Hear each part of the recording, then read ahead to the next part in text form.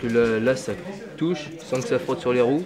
Et en plus que la rotule là-bas, elle soit par terre. C'est pour ça un T, ça aurait été nickel.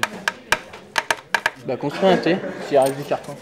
On voudrait qu'il ait la forme appropriée pour qu'il puisse tourner correctement, en mettant 2 roues à l'avant par exemple et une rotule à l'arrière. On souhaite le faire le mieux possible pour qu'il puisse se déplacer pour ramasser les balles.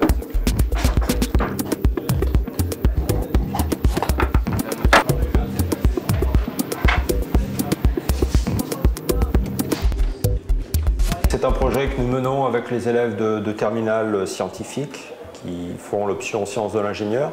C'est un projet qui se déroule à peu près sur un semestre. Les élèves vont concevoir un robot, on leur donne un règlement. Ce robot donc, est placé sur une piste, part d'une zone que l'on appelle un terrier, doit rentrer dans un jardin et ramasser des balles de golf qu'on appelle des choux. C'est une compétition. On a 6 groupes d'élèves qui chacun conçoivent un robot. Et le groupe qui sera déclaré gagnant, c'est le groupe qui ramassera le plus de balles.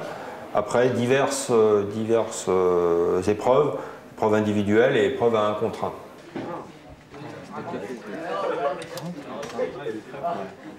Bah, pour l'instant, on est qu'au stade prototype, donc on essaye de créer et puis ensuite on va voir vraiment en faisant une vraie maquette, enfin un prototype. Et puis on regardera vraiment les vraies difficultés. Là, c'est juste pour faire un dessin d'ensemble pour bien positionner les pièces.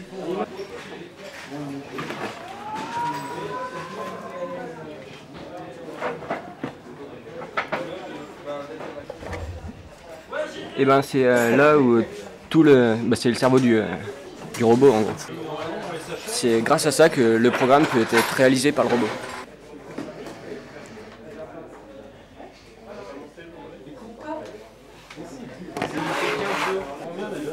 Je prends les mesures des roues pour pouvoir ensuite les faire donc en 3D correctement. Bon, c'est pas vraiment. Le modèle 3D nous permet d'avoir une idée de ce que à quoi il ressemblera le modèle une fois fini. Donc la maquette nous donne une version donc plus réelle de ce qu'on a fait en 3D avant de pouvoir passer à la construction du modèle fini. C'est le dessin du robot. Voilà. Ici, il y aura toute la partie électrique. Voilà. Et les balles seront récupérées par un clapet. Et le robot, en avançant, il va avaler les balles et elles seront stockées dessous. C'est la 3e séance. Hein. Il y a eu une séance de présentation, une première séance où ils ont réfléchi à des solutions techniques qu'ils allaient mettre en œuvre. Et puis découverte également du matériel. Et là, c'est vraiment le lancement pour eux d'un pré-prototype, on va dire.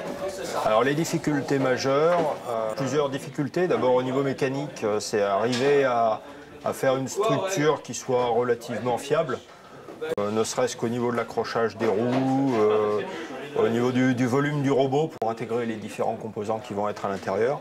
D'où la raison d'ailleurs de leur petite maquette en carton, hein, puisqu'ils ont les composants à intégrer, donc ils peuvent réfléchir pour voir quelle structure ils vont avoir. Et puis après, il y a d'autres difficultés, des difficultés au niveau électronique pour la commande des moteurs, savoir comment bien piloter un moteur pour qu'il avance, qu'il recule, qu'il tourne dans un sens, qu'il tourne dans l'autre sens.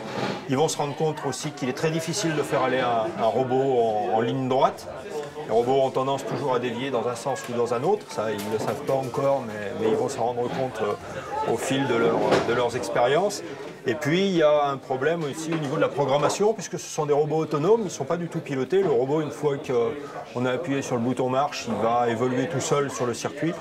Donc la réalisation du programme à partir d'un langage qu'ils ne maîtrisent pas forcément très bien. On essaye au maximum de développer en eux l'autonomie. Donc effectivement, la volonté c'est de les laisser les plus libres possible, mais on essaye quand même de les recadrer quand on voit qu'ils partent dans une mauvaise direction. Donc pour qu'ils avancent et qu'à la fin leur projet soit finalisé correctement. Des grosses difficultés qu'ils ont aussi, c'est la gestion du temps. On arrive toujours en fin de projet avec beaucoup de travail à faire encore, et les dernières semaines, ils passent pas mal de temps au labo parce qu'ils ont perdu du temps sur les premières semaines. Il y a ça aussi.